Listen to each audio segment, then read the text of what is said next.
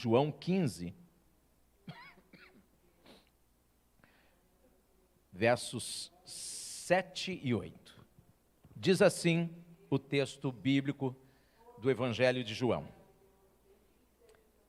se vocês permanecerem em mim, e as minhas palavras permanecerem em vocês, pedirão o que quiserem, e lhes será concedido. Meu Pai é glorificado pelo fato de vocês darem muito fruto, e assim serão meus discípulos. Amém. Feche os teus olhos e peça a Deus que lhe dê entendimento, compreensão, que venha sobre você um esclarecimento da vontade do Pai Celestial para a tua vida. Senhor, este é o nosso desejo, é a nossa súplica nesta hora, para que a tua palavra nos alimente, fortalecendo a nossa fé, aumentando a nossa maturidade espiritual, nos ajudando na jornada da vida, de fé em fé, para não nos desviarmos da tua presença. Dá-nos o entendimento da tua palavra, Pai, que ela de fato ilumine o nosso caminho, clareie os nossos passos, para não tropeçarmos nessa jornada. Oramos em nome do Senhor Jesus. Amém. Amém. Graças a Deus. Podem sentar-se, gente querida e abençoada. Oh, glória a Deus. Amém. Meus irmãos e minhas irmãs,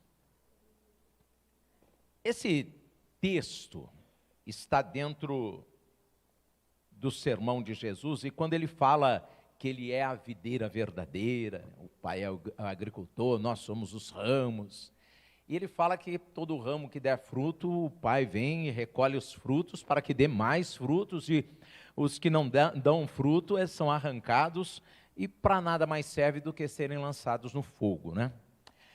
E dentro desse contexto, então, vem esse texto, essa parte que eu li com vocês, e o versículo 7 enfatiza, Jesus falando para conosco: se vocês permanecerem em mim, tem condição, e as minhas palavras permanecerem em vocês, pedirão o que quiserem, e lhes será concedido. Meus queridos, quando a gente lê o texto, a gente se imagina meio que um super-homem, uma super-mulher. E de que então a nossa oração, ela nunca vai ter um não de Deus, sempre terá um sim. E seja o que for, como a gente cantou, haja o que houver, o milagre vai acontecer segundo o que nós queremos, segundo o que nós procuramos. Mas no dia a dia da vida, a gente sabe que não é bem assim. Quantas coisas nós oramos e clamamos, e imploramos e fazemos campanha de oração e jejuamos e não alcançamos o objetivo segundo o nosso coração. Porque, na verdade, Deus, Ele nos atende à medida em que nós nos colocamos na vontade dEle, naquilo que Ele quer para a nossa vida, naquilo que Ele escreveu para a nossa vida. Então o texto, ele condiciona a resposta de Deus à nossa vida ao fato de permanecermos nele e as palavras dele permanecerem em nós.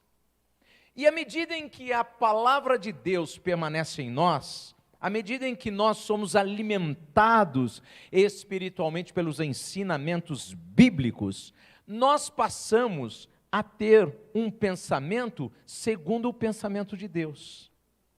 É aquela expressão do apóstolo Paulo: já não sou eu mais quem vive, é na verdade Cristo que vive através de mim. O que ele quis dizer? Que de repente Cristo incorporou em nós e Ele está usando o nosso corpo? Não, claro que não. é que a mente de Cristo passa a ser a nossa mente, no sentido de que eu penso como Ele, eu vejo a vida como Ele, eu reajo como Ele, porque a palavra dEle está em mim, e eu a pratico. Então, não é a minha palavra que eu pratico, mas a palavra de Jesus. Logo, não é a minha vontade que eu pratico, mas é a vontade de Jesus. Não é aquilo que eu quero, que eu busco, mas eu busco aquilo que é fazer a vontade de Jesus.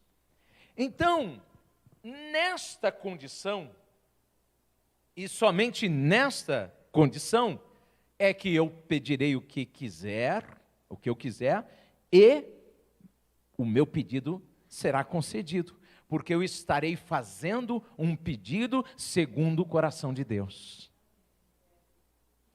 Jesus orava e acontecia muitos milagres, correto?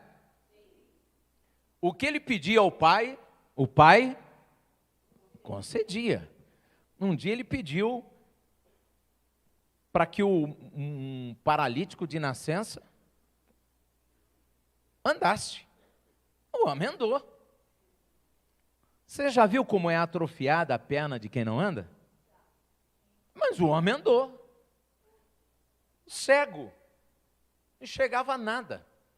E o homem chegou. Um entre tantos outros, né? Nós vimos um milagre que Jesus realizou de ressuscitar um homem que já tinha morrido há 4 dias e o seu corpo já estava em decomposição, porque a própria irmã relata, Jesus, não abra o túmulo porque ele já cheira mal. E o homem ressuscitou. Estou falando de Lázaro, não é verdade? E é interessante que na oração, antes da ressurreição de Lázaro, Jesus agradece a Deus por tê-lo ouvido. Ou seja, aquilo era um planejamento de Jesus segundo o coração do Pai. Teve oração que Jesus não foi atendido pelo Pai? Então, um dia ele ajoelhado, uma madrugada inteirinha lá no Monte das Oliveiras, suando gotas de sangue, tal a sua angústia, ele pede ao Pai, Pai, me livra desse cálice, passa de mim esse cálice. E o que o Pai lhe respondeu? Não. E de que maneira nós sabemos isso? Porque a palavra do Pai estava em Jesus, Jesus sabendo disso, disse, contudo, seja feita a tua vontade. Então a vontade de Deus não era livrá-lo daquela situação. Jesus entende isso e diz, seja feita. É isso que Jesus está falando aqui para nós. Se permanecerdes em mim e as minhas palavras em vocês, vocês pedirão o que quiserem. Por quê? Vocês pedirão segundo a minha vontade, segundo o meu plano, segundo o que eu já estabeleci. Amém? Diga graças a Deus. Em Lucas 18, você acompanha aí comigo aí na sua Bíblia, por gentileza. Versos 40 a 43, Jesus diz assim, Jesus parou e ordenou ao homem que lhe fosse trazido. Quando chegou perto de Jesus, perguntou-lhe, o que você quer que eu lhe faça? E ele respondeu, Senhor, eu quero ver. E respondeu ele, né? E Jesus lhe disse, então veja, ou seja, recupere a visão, a sua fé te curou. Correto? Agora, entenda, todo cego que cruzou a vida de Jesus foi curado? Naquela época, lá na Palestina, como era chamada aquela região, naquele momento, dominado pelo Império Romano, em todo Israel, em todo lugar que Jesus passou, acabaram-se os doentes de lá? Acabaram-se os cegos, os paralíticos, todo mundo que morria era ressuscitado? Não, porque aquilo que estava dentro do planejamento de Deus aconteceu, segundo o propósito de Deus. Agora eu pergunto a você, e se Jesus hoje perguntasse para você, o que você quer que eu te faça? Eu tenho certeza que todos nós, a começar de mim, teria até uma listinha para Deus. Mas a questão não é essa, não é o que eu quero, é o que Deus quer para a minha vida. Qual o propósito dele para a minha vida? Porque ele não me chamou para ficar atendendo o meu querer. Ele me chamou para eu atender o querer dele. Ele não me chamou para que eu apresentasse a minha vida diante dele e fosse dizendo em cada dia, em cada passo, em cada momento: Senhor, eu quero aquilo, Senhor, faça isso. Ele não nos chamou para ser um serviçal nosso. Ele nos chamou para entrarmos no planejamento dele. Agora, o planejamento dele é muito melhor, o planejamento dele para a nossa vida é muito melhor, infinitamente superior a qualquer planejamento, por melhor que seja, que tenhamos para nós mesmos. Por isso a palavra de Deus diz: pedis e não recebeis, porque pedis mal, para gastardes em vossos prazeres e deleites, ou seja, para procurar o interesse pessoal. Nós temos que estar atento a isso, porque a maior parte do tempo, Deus vem falando para nós não, porque pedimos mal, pedimos segundo a nossa vontade, a nossa cabeça, o nosso propósito. Mas, gente, não pode ser assim, já não pode ser nós vivendo, mas tem que ser Cristo vivendo através de nós, tem que ser a mente dele em nós, a vontade dele em nós, porque Jesus, ele não pensa como nós, porque nós somos pecadores, Jesus não é pecador, nós temos um coração corrompido, nós temos uma boca corrompida, nós temos uma mente corrompida, nós temos mãos com ações corrompidas. Jesus não. Jesus é santo, santo, santo. A expressão hebraica de santo, santo, santo é a mesma que no português a gente diz santíssimo. Quando se repete a palavra, é exatamente para dizer esse íssimo. Ele é perfeito em todas as coisas. Ele é Senhor de todas as coisas. Ele é o Criador de todas as coisas. Ele expressa a sua vontade na sua própria criação, como diz o salmista, né, que a glória de Deus é vista através da sua criação, sem palavras, sem som, mas como se fosse uma multidão proclamando. Olha que coisa maravilhosa. E é Jesus na nossa vida. Se ele te perguntasse hoje: e aí? Vamos falar o nosso nome aí, bem bonito, bem forte? Eu vou falar: e aí? Você fala o seu nome, tudo bem? E aí? O que queres que eu te faça? Jesus, espera aí, a lista já está pronta aqui. E que tal, Senhor, que tudo seja feito conforme a tua vontade? Que se cumpra em minha vida a tua vontade. Que se cumpra em minha vida o teu querer. Que se cumpra em minha vida o teu propósito. Aqui, voltando no Evangelho de João, mas agora em outro versículo, no capítulo 15 mesmo, abra aí a sua Bíblia, mas nos versículos 14, 15 e 16, o texto bíblico fala algo muito importante. dentro desse contexto para nos ajudar nessa compreensão. Vocês serão meus amigos. Quem quer ser amigo de Jesus aí? Mas tem condição. Tem um se aí. Não é se crer nele, é se fizerem o que ele ordena. Essa é a condição. Mas eu crio muito em Jesus, eu tenho uma fé. Isso não faz ninguém amigo de Jesus, porque isso daí foi dito por ele, palavras que saíram da boca dele. Vocês serão meus amigos se... Não é porque estão aqui do meu lado, não é porque estão me seguindo para todo lado. Não.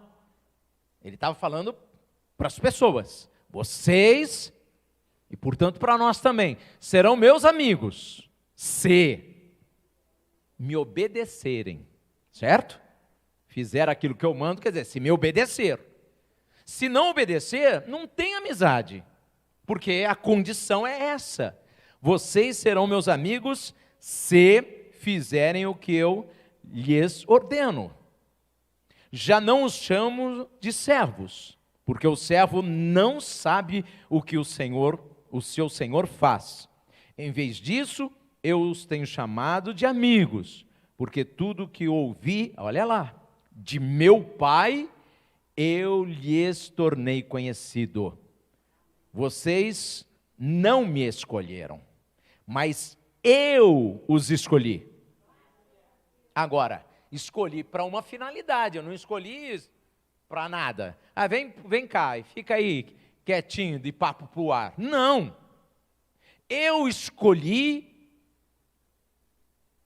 para irem e darem fruto. Fruto que permaneça. Não é qualquer fruto também. Ele tem que permanecer, a fim de que o Pai conceda a vocês. Lembra o que eu li no começo? No primeiro, tudo que pedirem, né? Se vocês permanecerem em mim, as minhas palavras permanecerem em vocês, pedirão o que quiserem e vos será concedido. Mas olha lá, vamos ver de novo. Vocês não me escolheram. Primeiro, ninguém fala, eu decidi, eu escolhi Jesus. Não, Jesus está falando, não é assim. Vocês não me escolheram, mas eu os escolhi para irem e darem fruto. Diga comigo em voz alta, fruto que permaneça. A fim de que o Pai, quer dizer, para que o Pai conceda a vocês o que pedirem. Agora imagina, o Pai, Deus o Pai, conhece o coração de Deus o Filho? Sim ou não? É claro, são a mesma pessoa, né? Então, como é que alguém pode chegar diante do Pai e pedir alguma coisa em nome do Filho que não seja segundo o coração do Filho? Fui claro? Ou enrolou aí? Deu para entender? Ora, eu vou chegar diante do Pai e vou pedir alguma coisa em nome do Filho. Mas se não for algo que está no coração do Filho, o Pai vai olhar e falar o seguinte, mas peraí, você está me pedindo uma coisa em nome dele, mas que não é da vontade dele? Como é que é isso? Você está me pedindo alguma coisa em nome dele, mas que ele não te ensinou? Como é que é isso? Você está me pedindo alguma coisa em nome dele, mas que vai contra os princípios e valores dele? Como é que é isso? Explica aí. Percebe como é que as coisas funcionam?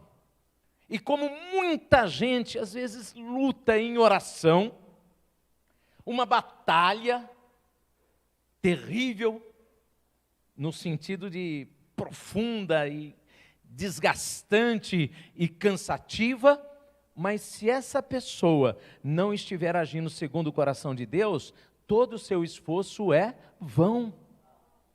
Por quê? Aos seus ele dá enquanto dormem. Não é o que diz a Bíblia? Eu falo, se você é meu, se você anda segundo os meus princípios, os meus ensinamentos, se na tua vida estão os meus valores e você não abre mão disso, Então fica tranquilo, porque eu estou cuidando de você. E até quando você está dormindo, eu estou lá, firme, te abençoando. Não fica tranquilo, eu cuido de você. Agora eu tenho que aceitar o jeito de Deus, a maneira de Deus. Jesus aceitou sair da sua glória e se tornar um de nós. A Bíblia diz que isso foi uma grande humilhação por si só. Sendo um de nós, ele aceitou a sua trajetória de vida, dos seus 33 anos aqui de vida, morreu novo, né? Alguém morre com 33 anos, fala, nossa, mas na flor da idade. Mas ele aceitou não só viver e morrer, mas morrer de uma forma brutal e humilhante, para nos resgatar das trevas, da condenação que já está sobre a humanidade. Lembre-se disso. Jesus veio salvar. Ora, só pode salvar quem já está em perigo, já está perdido, correto? O pessoal às vezes vai fazer caminhada lá na florestinha ali amazônica, vai fazer uma trilha ali na Amazônia, vai fazer uma trilha ali na floresta atlântica, e às vezes se perde, a gente ouve, né? E aí vai um monte de gente que conhece a área, bombeiros e satélite para tentar achar. Por que é que tem que socorrer esse povo? Porque eles estão perdidos. Jesus veio salvar-nos porque nós estávamos perdidos. E só há uma maneira de não estar perdido nessa vida, nesse mundo, nessa terra, se nós estivermos no caminho de Jesus. Trilha segura, caminho seguro. E não há muitos, há um só caminho. Jesus foi quem falou isso. E ele falou, e esse caminho sou eu mesmo. Então não tem confusão, não é? Mas todo ser humano está perdido. Minha fé está meio assim, eu sirvo a Deus do meu jeito. Não existe isso. Porque ele disse, ou é do meu jeito, ou não tem amizade comigo. Não foi? Nós não lemos? Ou é do jeito que eu quero, do jeito que eu estabeleci, ou não é. Hoje, mais do que nunca, as pessoas discutem, e tem o pessoal que se julga influenciador, e começa a ditar regras, costumes, e até valores, e contestar a palavra de Deus, e se levantar contra os ensinamentos de Deus. O mundo sempre fez isso. O primeiro que fez isso foi Adão e Eva. Mas o segundo, depois do primeiro casal, o segundo que fez isso de uma maneira ofensiva, arrogante, petulante, foi Caim. Quando Caim estava na sua vaidade, lá propenso a matar o irmão, isso está em Gênesis, você acompanha aí. Deus falou com Caim, Caim, por que você está assim, filho? Por que essa amargura no coração? Por que esse rancor? Por que esse ódio? Por que essa inveja? Por que você está com esse coração peludo, como muitos hoje? Está escrito lá.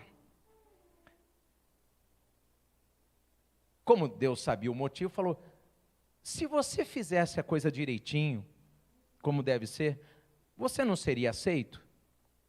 Então, muda o teu comportamento, que eu vou te abençoar. Esse é o sentido, né? Começa a ser obediente como Abel, e eu vou também te abençoar, e aceitar as suas ofertas. Porque a questão era essa, né? Caim deu ouvidos para Deus? Não. O próprio Deus falou com ele. Como Deus tem falado conosco através da sua palavra escrita, através da Bíblia. Mas a Bíblia diz que Caim não só não deu crédito ao conselho de Deus, como tramou contra o irmão, covardemente o matou.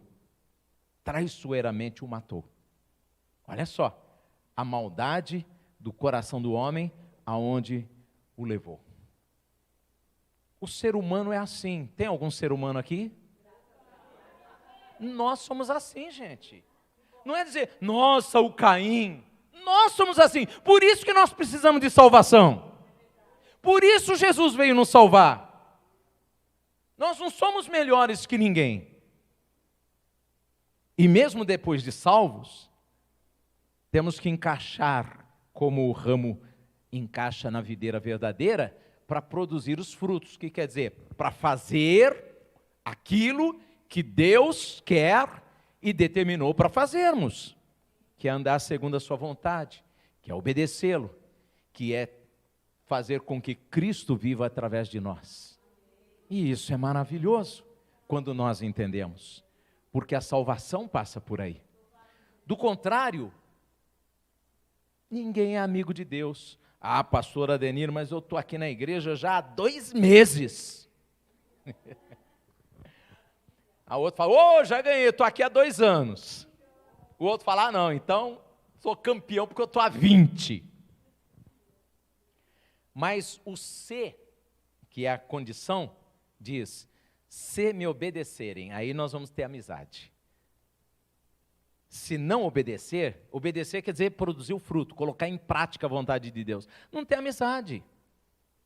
Vocês só serão, o que o texto diz, só serão pessoas que estão aí no meio da religião, mas não no centro da vontade de Deus.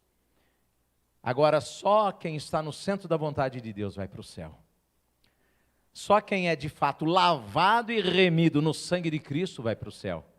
Mas isso tem que promover conversão. Se não promover conversão, o que quer dizer? Mudança de vida, mudança de comportamento. Se não promover, de nada adianta, gente.